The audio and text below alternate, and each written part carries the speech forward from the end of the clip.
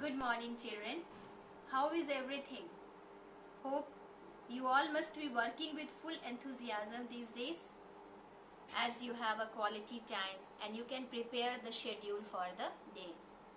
Well, it's a very tough time for all of us because whatever we think or desire, we don't get always. So we have to adjust ourselves to different situations. Like nowadays, due to COVID-19 pandemic, now we have to go on for the online classes and it's a very new experience for all of us.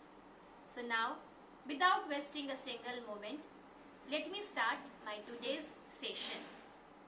Now in the previous session, I had discussed about the colonial rule. That is, during the British rule in India, people never had equality, liberty and freedom. As well as Indian economy was exploited for the development of British economy. Now today I will talk about how did the historians write Indian history, or what are the sources which help the historians to write about the history of last 250 years. For example, if I ask you that the things which happened 2 years before, you all will be able to give me the answer. Or at the same time, if I ask you the history which happened 5 years ago, you all will give me the answer. But if I ask you what happened 50 years ago, then there will be a big question for you all. How to get the answer?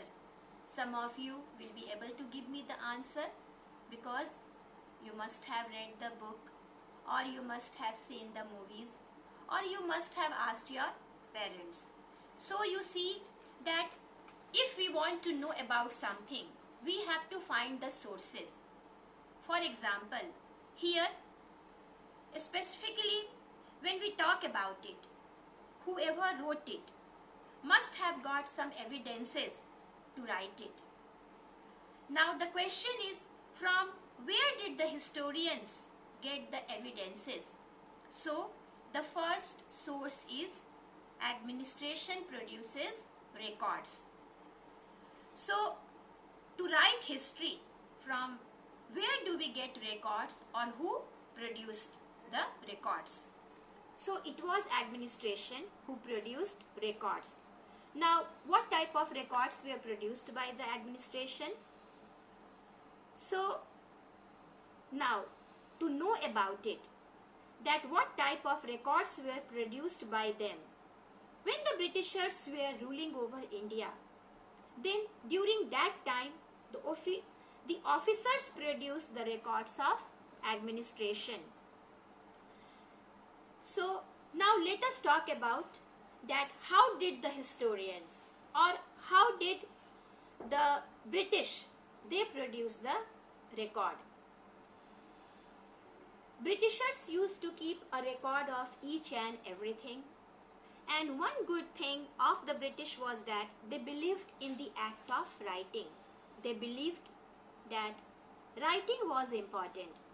Now how was it done?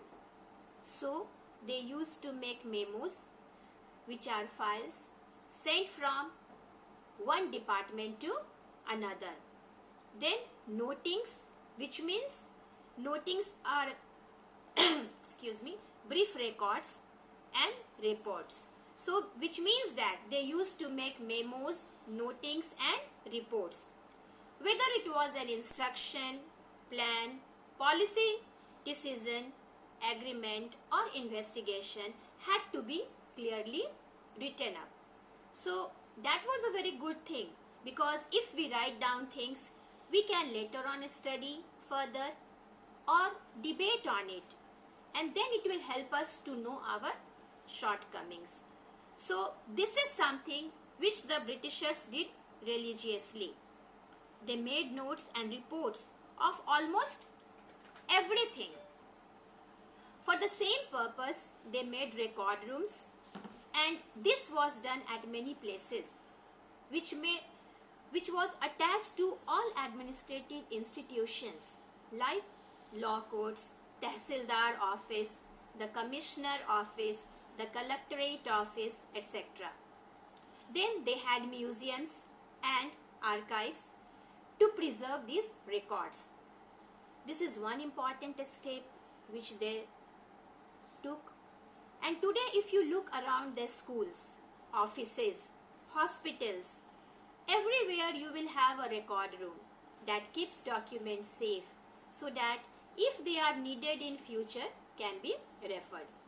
For example, in Tehsildar office, they had the records of those who bought or sold their lands. Similarly, in law courts, records were of decision had in the court, which means that everywhere they had record rooms. Now just think about it, how this idea came and from where it came. Now in Delhi, we have the National Museum and the National Archives, and it is a record room in which all the letters and documents of the government and various administrators has been arranged as per the dates. This place has all the documents from the 18th century preserved in good condition. So another important thing to notice about documents are that they were written by calligraphists who had good handwritings.